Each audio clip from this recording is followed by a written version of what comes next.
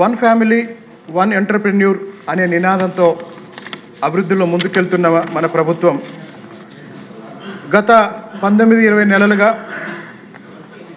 ఎంఎస్ఎంఈల కోసం రాయితీల్లో భాగంగా దాదాపు 1250 కోట్ల రూపాయలు చెల్లించి ఎంఎస్ఎంఈల్ని ఆదుకోవటం చాలా సంతోషించదగ్గ అంశం అధ్యక్ష.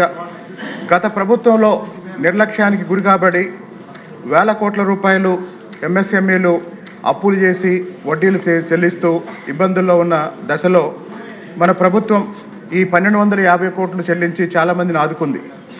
అయితే మన రాష్ట్రంలో దాదాపు 8,000 మంది ఎస్సీ ఎస్టీలు నిర్వహిస్తున్న ఎంఎస్ఎంఈలకు సంబంధించి ఒక 700 కోట్ల రూపాయలు రాయితీల బకాయిలు వీలైనంత త్వరగా వారికి అందించి ఈ 8,000 మంది ఎస్సీ ఎస్టీ ఎంఎస్ఎంఈ యజమానుల వాళ్ళ కుటుంబాలని అప్పుల నుంచి, వడ్డీ భారం నుంచి, ఆర్థిక ఇబ్బందుల నుంచి గౌరవ ముఖ్యమంత్రి గారు వీలైనంత త్వరగా ఈ సమస్యని పరిష్కరించి ఆ కుటుంబాలను ఆదుకోవాలని మీ ద్వారా విజ్ఞప్తి చేస్తున్నాను అధ్యక్ష.